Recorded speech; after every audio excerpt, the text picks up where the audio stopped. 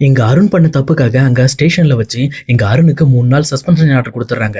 அத பார்த்தோனே இந்த பக்கம் அருணுக்கு என்ன பண்றதுன்னே தெரியல. சார் நான் வேணா சீனியர் ஆஃபீஸ்ட்ட பேசி பார்க்கட்டும் அப்படின்ற மாரி அருணுமே இங்க இன்ஸ்பெக்டர்ட்ட கேட்கிறாரு. ஆனா அவருமே இங்க பாரியா அவங்க இருக்கிற பிஸியில உன்னெல்லாம் கண்டுக்க மாட்டாங்க. 3 நாள் தானே விடு, ஃப்ரீயா விடு. இதுக்கு மேல உன் மேல எந்த பிளாக் மார்க்கும் வராம பாத்துக்க அப்படின்ற மாரி அவருமே கன்வின்ஸ் பண்ணி அருண் வீட்டுக்கு அனுப்பிச்சாரு. ஆனா அருணுமே வெளியில வந்துட்டு ரொம்பவே டென்ஷனோட இந்த பக்கம் அவனை சும்மா விடக்கூடாது. இந்த நிலைமைக்கான முக்கியமான காரணமே அவன் தான். அவனால தான் எனக்கு இப்படி ஆயிடுச்சு அப்படின்ற மாதிரி இவருமே ரொம்பவே வருத்தப்பட்டு இருக்காரு. ஆனா கூட இருக்க போலீஸுமே இங்க பாரியா நீ இப்ப அவசரப்பட்டு அவனை ஏதாவது பண்ண போனா அதுவே ஒரு பெரிய பிரச்சனை ஆயிடும், நீ கொஞ்சம் அமைதியா விடு அப்படின்ற மாதிரி இந்த பக்கம் அவங்களுமே இங்க அருணுக்கு எடுத்து சொல்லி வீட்டுக்கு அனுப்பி வச்சிடறாங்க. அதே நேரம் இன்னொரு பக்கம் இங்க எப்பவும் போலே வந்து வித்யாவுமே மீனா கிட்ட ஐடியா கேட்டுட்டு இருக்காங்க. நான் எப்படிங்க கண்டுபிடிக்கிறது, அவர் மனசுல நான் இருக்கேனா, அவரை நான் புரிஞ்சுக்கணும்ல, அதே மாதிரி என் மனசுல அவர் இருக்காருன்னு அவர் தெரிஞ்சுக்கணும்ல அப்படின்ற மாதிரி இங்க லவ் அட்வைஸ் கேட்டுட்டு இருக்காங்க. அப்ப மீனாவுமே அவங்களுக்கு அதே மாதிரி ஒரு அட்வைஸை கொடுத்துட்டு இருக்காங்க. இங்க மீனாவும் ஒரு வித்யாவும் பேசிட்டு இருக்க விஷயத்த ரோகிணியும் கேட்டுட்டு இவங்க என்ன தனியா பேசிட்டு இருக்காங்க, இது என்ன ரகசியமா இருக்கும் அப்படின்ற மாதிரி இங்க ரோஹிணிக்கு ரொம்பவே சஸ்பென்ஸ் ஆகுது. அதே நேரம் இங்க மீனா கிட்ட வித்யா பேசுற விஷயம் அவங்களுக்கு பிடிக்கவே இல்லை. அந்த விஷயம் அவங்க முகத்துல தனியா தெரியுது. அதுக்கப்புறம் இங்க மீனாவுமே அட்வைஸ் சொல்லி முடிச்சுட்டாங்கிறது கிளம்புனதுக்கு அப்புறம் இங்க வித்யாவை கூப்பிட்டு நீ எதுக்கு மீனா கிட்ட பேசிட்டு இருக்க, அப்படி என்னதான் பேசுன அப்படின்ற மாதிரி கேட்கறாங்க.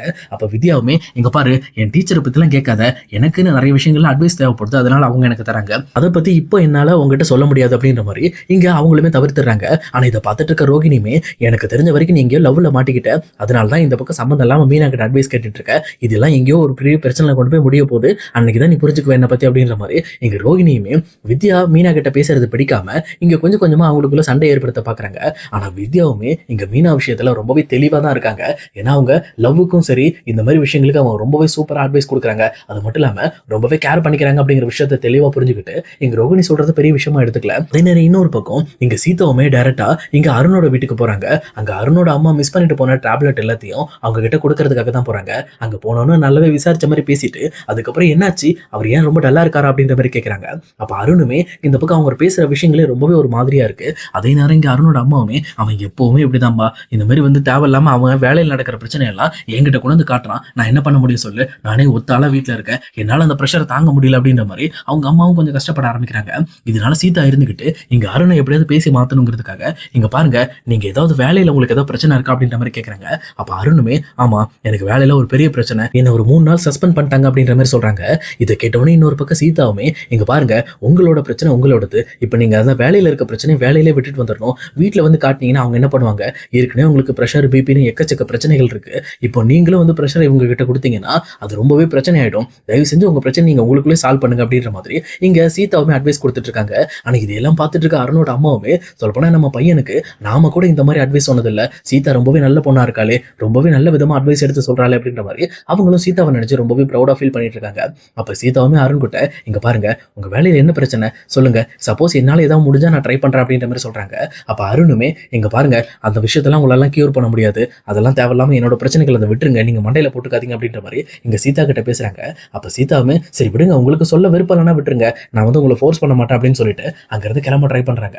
அப்ப அருணுமே தான் மனசுல இருக்க விஷயத்தை யார்ட்டையும் சொன்னா கொஞ்சம் நிம்மதியா இருக்குங்கிறதுக்காக இங்க சீதாவை தனியா கூட்டிட்டு போய் பேச ஆரம்பிக்கிறாங்க. அது ஒண்ணும் இல்ல, ஒரு டாக்ஸி டிரைவர் தான் என்கிட்ட பயங்கரமா பிரச்சனை பண்ணிக்கிட்டு இருக்கான், சொல்லப்போனா அவன் எங்க போனாலும் என்கிட்ட வந்து தொந்தரவு பண்றான், நான் இப்ப அம்மாவுக்கு மாத்திரம் அவங்க போறப்போ ஒரு எமர்ஜென்சி அப்படிங்கிறதுனாலதான் நானுமே வந்து செல்போன் பேசிட்டு இந்த பக்கம் 2 வீலர் ஓட்டிட்டு போயிட்டேன், அது மட்டும் இல்லாம அங்க போய் நோ பார்க்கிங்ல நிறுத்திட்டு போய் மாத்திரை வாங்கிட்டு வந்துட்டேன், நான் இது எதையுமே கவனிக்கல, எனக்கு அம்மாவோட ஹெல்த் மட்டும் தான் ஞாபகம் இருந்துச்சு, அதனாலதான் இதெல்லாம் நான் வந்து கவனிக்காம விட்டுட்டேன், ஆனா அவன் அந்த வீடியோ எடுத்து இந்த மாதிரி நெட்ல போட்டு பயங்கர ஃபேமஸ் ஆக்கி விட்டுட்டான், இப்போ அதனாலதான் எனக்கு இவ்வளவு சஸ்பென்ஸ் ஆயிருக்கு, அவனை சும்மா விடக்கூடாது அப்படின்ற மாதிரி இங்க கோவப்பட ஆரம்பிக்கிறாங்க. அப்ப இன்னொரு சைடு சீதாவுமே இங்க பாருங்க இந்த மாதிரி அவரு வேணுக்குன்னு உங்களுக்கு பண்ணணும்னு அவசியம் கிடையாது, நீங்க ஏதாவது அவருக்கு பண்ணிருக்கீங்களா முதல்ல அதை சொல்லுங்க அப்படின்ற மாதிரி கேட்கறாங்க. அப்பதான் இந்த பக்கம் அருணுமே இங்க முத்துவோட சைடு இருந்து யோசிக்க சொல்றாங்கன்னு சொல்லிட்டு முத்துவை பத்தி சொல்ல ஆரம்பிக்கிறாங்க. ஆமா அவ ஒரு வயசான பாட்டி தாத்தா வந்து ரோட்ல செருப்பு கடை போட்டிருந்தாங்க, என்ன காலி பண்ண சொன்னாங்க, நான் காலி பண்ணேன், ஆனா அப்ப அந்த பாட்டி வந்து என்கிட்ட எங்களாலாம் நகர முடியாது, நாங்க இங்கதான் இருப்போம்னு சொல்லி பிரச்சனை பண்ணிச்சு, நான் சும்மா தான் தொட்டேன், பட் ஆனா அந்த வயசான அம்மா கீழே தடுமாறி கீழே விழுந்து அடிபட்டுருச்சு, அதை பார்த்த உடனே தான் பயங்கர பிரச்சனை ஆயிடுச்சு, முதல்ல எனக்கும் முத்துக்கும் பிரச்சனை ஆரம்பிச்சதே அங்கதான், சொல்லப்போனா எனக்கு ஹையர் அஃபீஷியல்ஸ் கொடுக்குற ஆர்டரை நான் ஃபாலோ பண்ண வேண்டியது என்னோட கடமை, ஆனா இப்ப நான் அதை பண்ணதுனால அவனுக்கு நான் எதிரி ஆயிட்டேன் அப்படின்ற மாதிரி சொல்றாங்க. அப்ப இதை கேட்டு சீதாவுமே இங்க பாருங்க உங்க சைடும் தப்பு இருக்கு, நீங்க உண்மையிலுமே ஹையர் அஃபீஷியல் சொன்ன ஒரு விஷயத்தை தான் நீங்க ஃபாலோ பண்ணீங்க, ஆனா நீங்க ரொம்பவே பொறுமையா ஹேண்டில் பண்ணாம விட்டுட்டீங்க, நீங்க ரொம்ப கோபத்தோட அதை பண்ணிட்டீங்க, ஏன்னா யோசிச்சு பாருங்க அந்த இடத்துல நம்மளோட பாட்டி தாத்தா இருந்திருந்தா நம்ம அப்படி பண்ணிருப்போமா, ஒருவேளை அப்படி இருந்திருந்தாங்கன்னா நாமளுமே இங்கே வேண்டாம் நீங்க வேற இடம் போடுங்க அப்படின்னு சொல்லிட்டு வேற ஏதாவது இடம் மாத்தி கொடுக்கறது, இல்லைன்னா ஒரு 2 நாளைக்கு எடுத்துக்கங்க அதுக்கப்புறம் நம்ம வேற இடத்துல பார்த்து பண்ணி தரேன், நானே உங்களுக்கு இடம் அரேஞ்ச் பண்ணி கொடுக்குறேன்னு சொல்லி உங்களால எல்லா வசதியும் பண்ணி கொடுக்க முடியும். ஆனா நீங்க பணம் விட்டுட்டீங்க. ஏன்னா உங்களுக்கு உங்க வேலை மட்டும் முடிஞ்சா போதும்னு நினைச்சிட்டு நீங்க பண்ணிட்டீங்க. ஆனா அந்த டாக்ஸி டிரைவர் என்ன நினைச்சிருக்காருன்னா, அந்த அவங்க 2 பேரும் அவங்க அப்பா அம்மா கூட இருந்திருக்கலாம், அட்லீஸ்ட் அவங்களுக்கு ரொம்ப தெரிஞ்சவங்கள கூட இருந்திருக்கலாம். இந்த மாதிரி நீங்க ஒரு வயசானவங்களை கஷ்டப்படுத்தினதுக்காக தான் உங்களை தண்டிக்கணும்ன்ற மாதிரி அவர் கோவப்பட்டு இப்படி பண்ணியிருக்கலாம் அப்படின்ற மாதிரி இந்த பக்கம் அப்பதான் முத்துவோட பாயிண்ட் ஆஃப் வியூவை இந்த பக்கம் வந்து சீதாவும் எடுத்து சொல்றாங்க. இன்னொரு பக்கம் அப்பதான் ரொம்பவே தெளிவா இங்க அருணுக்குமே புரிய வருது.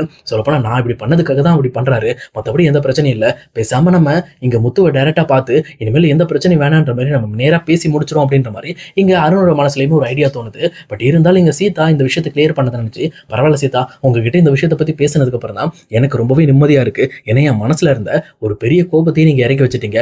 ஏன்னா தப்பு அவர் மட்டும் செய்யல, நானும் செஞ்சிருக்கேன் அப்படிங்கிற விஷயத்த நீங்க எனக்கு புரிய வச்சிருக்கீங்க அப்படின்ற மாதிரி இங்க சீதாக்கும் தேங்க்ஸ் சொல்றாங்க. அதே நேரம் சீதாவுமே அங்கிருந்து கிளம்புறதுக்கு முன்னாடி அருணோட அம்மாட்டையுமே வந்து சரிம்மா நான் போயிட்டு வரேன், ஏதாவதுனா கால் பண்ணுங்க அப்படின்ற மாதிரி சொல்லிட்டு அங்கிருந்து கிளம்புறாங்க. அப்ப கரெக்டா இன்னொரு பக்கம் இங்க அருணோட அம்மாவுமே, அருண் உங்ககிட்ட ஒரு விஷயம் கேட்கலாம்னு நினைக்கிறேன்டா, அந்த விஷயத்த உனக்கு பிடிச்சிருக்கா இல்லையான்னு தெரியல, ஆனா அம்மா மனசுல ஒரு விஷயம் படுதுடா அப்படின்ற மாதிரி சொல்றாங்க. அப்ப அருணுமே சொல்லுங்கம்மா என்னாச்சு அப்படின்ற மாதிரி கேட்கறாங்க. எனக்கு இந்த பொண்ணு ரொம்ப பிடிச்சிருக்குடா, பேசாம நீ இந்த பொண்ணு கல்யாணம் பண்ணிக்கிய, ஏன்னா இந்த பொண்ணு நம்ம வீட்டுக்கு ஏற்ற மாதிரி இருப்பாடா, ரொம்பவே தன்மையாவும் இருக்கா, ரொம்ப குணம் வாய்ந்த பொண்ணாவும் இருக்காடா, நம்ம வீட்டுக்கு நல்ல பொண்ணா இருப்பா அப்படின்ற மாதிரி சொல்றாங்க. ஆனா இது கேட்ட அருணுக்குமே அந்த விஷயம் வந்து ரொம்பவே வந்து பெரிய விஷயமா தெரியல. அது எப்படிமா நம்ம போய் திடீர்னு கேட்க முடியும், அதெல்லாம் நல்லா இருக்காது, நீ சும்மா பேசிக்கலாம் அப்படின்ற மாதிரி அந்த விஷயத்தை அவர் இக்னோர் பண்ணிட்டு போயிடுறாரு. ஆனா எங்க அருணோட அம்மா சொன்ன விஷயத்துல எங்க அருணுமே கொஞ்சம் ஃபீல் ஆயிடுறாரு. சொல்லப்போனா சீதாவை நினைச்சு அவருமே கொஞ்சம் ஃபீல் பண்ண ஆரம்பிக்கிறாரு. முதல் விஷயமா நம்ம முத்துவை மீட் பண்ணி இந்த பிரச்சனையை தீர்க்கணும்னு சொல்லிட்டு அவருமே டைரக்டா முத்துவை பார்க்கறதுக்காக எப்பவும் அவங்க நிற்கிற அந்த டாக்ஸி ஸ்டாண்டுக்கே போறாரு. அப்ப கரெக்டா அங்க இருக்கிற செல்வமே, என்னடா இது போலீஸ்கார தேடி வந்திருக்காரு, ஏதோ பிரச்சனை போல இருக்கு அப்படின்ற மாதிரி இங்க டைரக்டா வந்து செல்வம் ஓடி போயிட்டு, சார் என்னாச்சு சார், இதான் உங்களுக்கு வேணுமா அப்படின்ற மாதிரி செல்வம் கேட்கறாங்க.